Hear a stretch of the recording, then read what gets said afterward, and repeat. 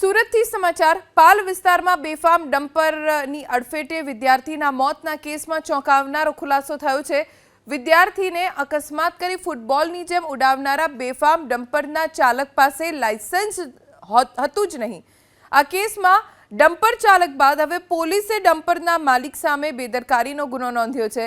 2 દિવસ પૂર્વે સુરતના પાલ પોલીસ સ્ટેશન વિસ્તારના ગૌરવપથ પર અકસ્માતની ઘટના બની હતી, જેમાં વિદ્યાર્થી ગંભીર રીતે ઈજાગ્રસ્ત થયો હતો। પોલીસે આ સમગ્ર મામલે તપાસ શરૂ કરી ત્યારે જાણવા મળ્યું કે જે વ્યક્તિ ડમ્પર ચલાવી રહ્યો હતો તેની પાસે લાયસન્સ જ નહોતું। ગંભીર બેદરકારી અહીંયા ડમ્પરના માલિકની પણ જોવા મળી રહી છે, કેમ કે લાયસન્સ વગરના ડ્રાઈવરને ડમ્પર ચલાવવા માટે આપી દીધું। 2 દિવસ પહેલા સુરતના પાલ પોલીસ સ્ટેશન વિસ્તારના ગૌરવપથ પર અકસ્માતની આ ઘટનાને લઈને પોલીસે કાર્યવાહી કરી ડમ્પર ચાલકની ધરપકડ કરી છે અને ડમ્પરના માલિકની સામે પણ ફરિયાદ નોંધી છે।